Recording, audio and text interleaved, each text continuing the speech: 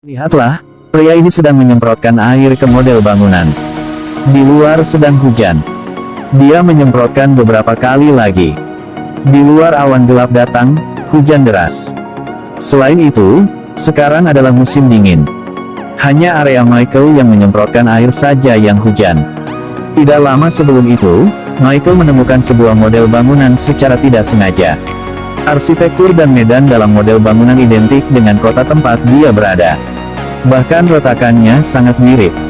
Michael mencari tombol mulai dari model. Dia berputar beberapa kali dan kemudian menekan tombol hijau. Kemudian bagian di dalam model mulai bekerja. Semua lampu di kota menyala. Pada awalnya Michael merasa itu ajaib. Pada saat ini, dia menemukan gereja yang tempat dia berada. Dia bisa melihat dirinya sendiri menatapnya. Michael menggunakan sekaleng air untuk disemprotkan ke jendela untuk melihat dengan jelas. Tak disangka, saat dia disemprot, di luar langsung hujan. Orang-orang tidak bisa berlindung dari hujan. Michael mengulurkan tangannya, hujan benar-benar turun. Keesokan harinya, Michael pergi ke warung makan. Dia mendengar orang-orang mendiskusikan hujan yang aneh itu. Dia tertawa kecil. Pada saat ini, pemilik restoran menyesalkan bahwa bisnis tidak dapat berkembang. Karena wali kota yang baru diangkat sangat serakah. Di seluruh kota ini, hanya dia yang memiliki rumah berlantai dan mobil. Bahkan dia tidak punya uang untuk mengecat ulang warungnya. Ketika Michael mendengar itu, dia diam-diam mencatat. Di malam hari, dia menemukan restoran di model bangunan. Dia menyelinap ke kamar pemilik dan mencuri sebotol cat kuku. Keesokan paginya, pemilik warung sangat terkejut.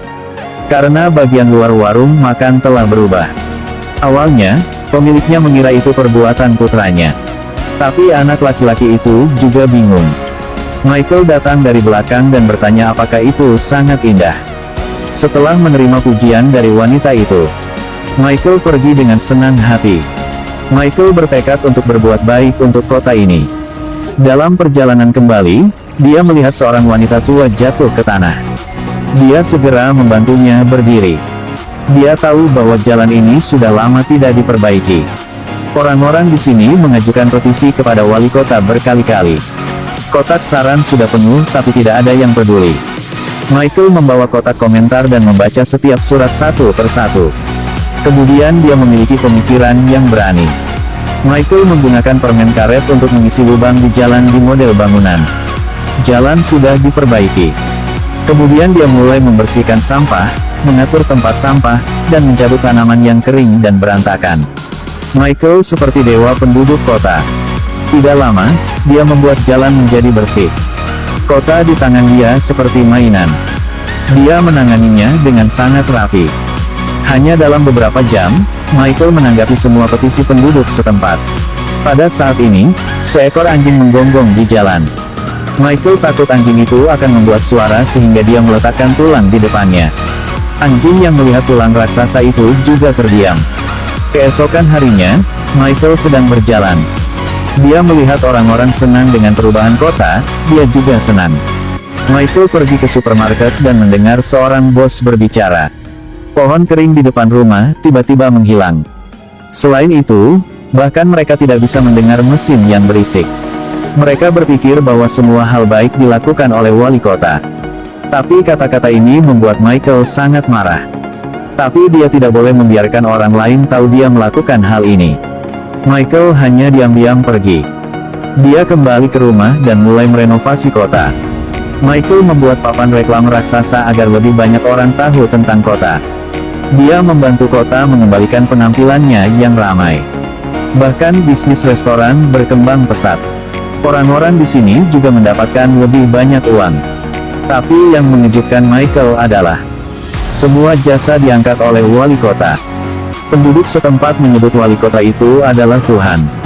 Ini mengejutkan Michael. Rupanya dia bekerja keras untuk membangun kota. Tapi orang lain mendapatkan pujiannya.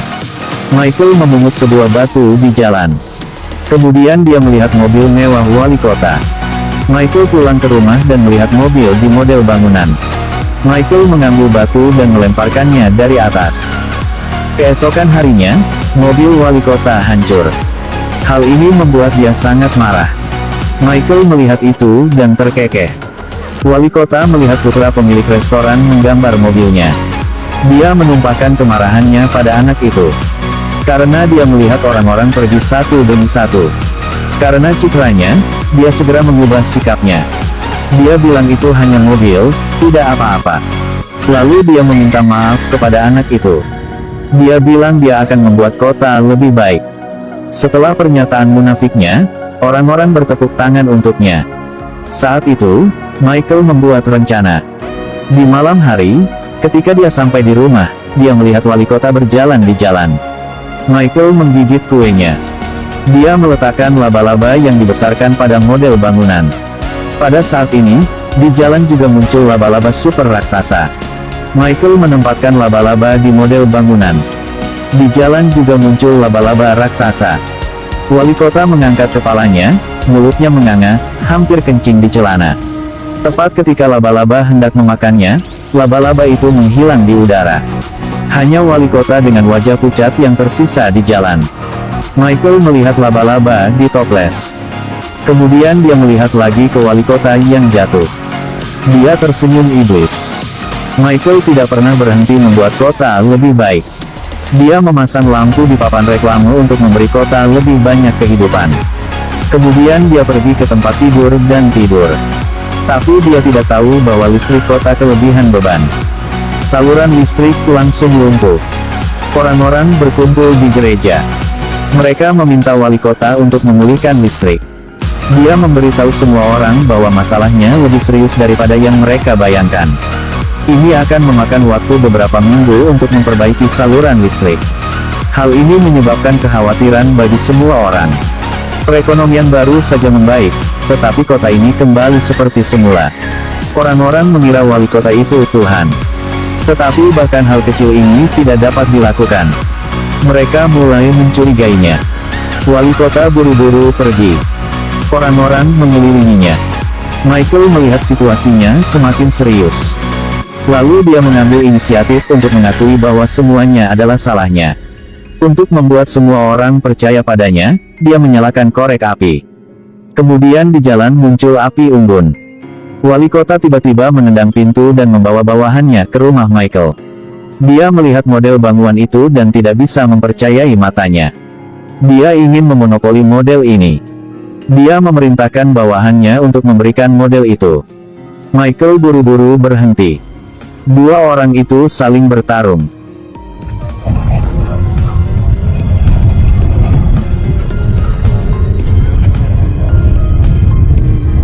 Mereka menabrak model bangunan secara tidak sengaja. Modelnya jatuh ke tanah, lalu juga retak. Kota ini juga rusak parah tetapi tidak ada yang terluka. Untungnya, cincin Michael jatuh pada modelnya, yang kemudian menambah warna kota yang suram ini.